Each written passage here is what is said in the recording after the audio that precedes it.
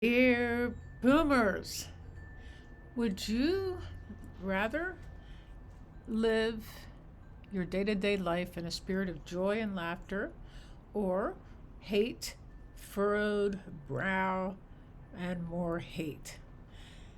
This is the comparison of the Harris campaign along with Donald Trump, who has been hateful and mean as long as I have ever known him, and why the pundits are saying, well, what could he do to win? What does he need to do to win? Don't go there, please. I heard Michael Cohen and Omarosa today talking about that, and I thought, just stop it. We don't want to hear how he could win. We do not want to hear it because it ain't going to happen. They said if he had picked Nikki Haley, he might have had a chance, and assuming that she would have wanted to go with such a crazy guy. And Vance is the perfect pick. He's an idiot, and that's about all you can say about him. Years ago, in the 1960s, my family was very, very, very, very active in the civil rights movement. We First of all, the 1963 I Have a Dream speech by Martin Luther King. My sister and my father went to that, and it must have been so exciting to be there. I was too young, as usual. I would have liked to have gone. However, I didn't. Now, that was a wonderful thing for both of them because they were both highly motivated to go and to take the message back to our hometown of Lancaster, Pennsylvania. The civil rights movement in the 60s was a pivotal period of activism aimed at bringing voting rights and civil rights to African American people in this country. It was a time of real excitement, like things are changing, that things were going to change. And then, of course, we had the assassinations of Martin Luther King and Malcolm X and many other civil rights leaders and political figures throughout the decade of the 1960s. I'm sure I have mentioned it before, but that was not fun for anybody, and it was not especially fun for children in their first 10 years of life to have to think, oh my heavens, is this the world we really live in? However, we did get involved in local civil rights activities that proved to be very satisfying. For instance, there was what is called the swimming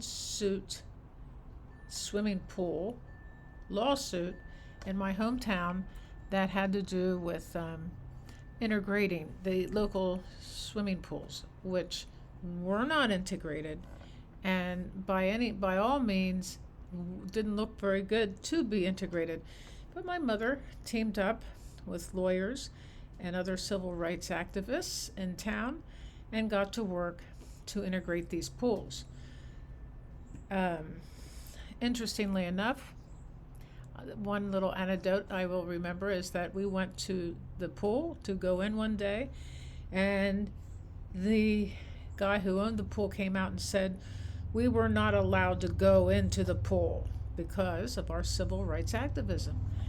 So I thought, now this was something, a little teeny voice in my head, or maybe there was a little bird on my shoulder that said, of all the people that were there, my father, maybe my brother, my sister, my mother, probably not, and myself, we were there, and it wouldn't have really been appropriate for them to act out in any way. But I was young, so I started to cry. Oh, I can't go in and swim. You know, we've been swimming every year for as long as I can remember. And I broke into tears.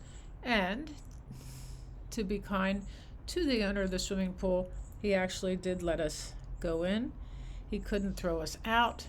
He was actually a family friend, and maybe that had to do with why he softened up a little bit.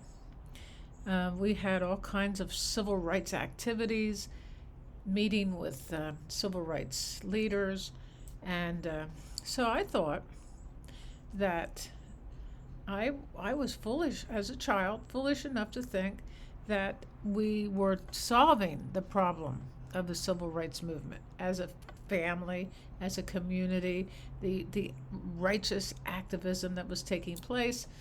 So then we went to the beach, Ocean City, Maryland, and I noticed that there were no black people on the beach in Ocean City, Maryland. And I also noted that there weren't any black people on the boardwalk. And then I noticed that black people were in the back of the facility where we were staying. And of course, all those places have been torn down because Ocean City, Maryland is now a high rise area for the tourists who come in. So I remember looking back at the families that were hanging up wash and doing the tasks that they had to do to serve the people who were there. And I realized that the civil rights movement that I had so much hope for at that time, not really seeing the big picture. The big picture, however, is even more bleak than I could have realized, with people like Trump in the wings and just general the white patriarchy trying to even not only just take over people of color, but women, and taking away reproductive rights and taking away all kinds of rights of women, children, black people. So even though at the time, and I looked out over the back area of what was called the Hastings Hotel at the time, and seeing all the black people who were helping each other do the work that was required of them to do, but they weren't allowed to be anywhere where I was. That really hurt. That really did hurt. It hurt because it was so inequitable, and it hurt because I realized that these kinds of fights sometimes take a while. And here we are. That was 1963, and here we are, 2024, and we have not only our first female running for president, but she is black, and she's Jamaican, and all these wonderful things that I love about her. And her ability, she's brilliant. She's probably the most accomplished person to ever run for anything in the U.S. government. I'm not going to go through her vast resume. I don't have to do that because it's easy to find. I am just, I love the idea of joy and laughter on the campaign trail, because we have been burdened by Donald Trump probably all of our life, all of my life. And I didn't realize, and I did start to realize, we could not believe this was happening for the many years that it was happening. Far before he ran for president, he was doing terrible things to the real estate in New York and Atlantic City and Palm Beach, Florida. He is a narcissist and all this, but what can we learn from Donald Trump? What can we learn from? I just remembered a video my husband and I did with our 2 dogs at the time, and my husband picked up the dog that was visiting and says, his name was Skeeter, and he says, "Skeeter, you've got to beat Donald Trump, Skeeter for president." And it was the funniest thing. At the time it was really funny. So, we made jokes, but it really wasn't a joke. It was no joking matter.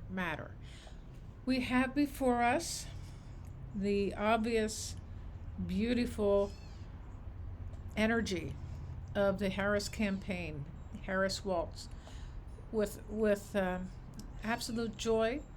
And Waltz is really good on his feet with coming up with some really unusual observations about this campaign, about life in general. His whole background is completely squeaky clean. Have we ever seen a politician like that? My God, I don't really think we have. For instance, I'm going to say it again. He was in the military for 24 years. He was a school teacher for maybe 20 years. He was in the National Guard. He was, I just said that. And then he became a congressperson. So I think that was even about 10 years. He was a very active member of the veterans.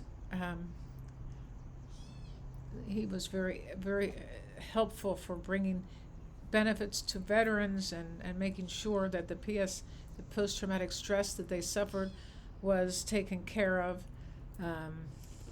And I just read that as far as post-traumatic stress with our veterans is helped by small doses of LSD, but the FDA has put a foot down on that for now.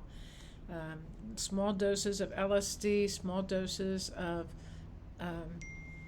psilocybin mushrooms, small doses of psychedelics, and of course cannabis can really help with depression.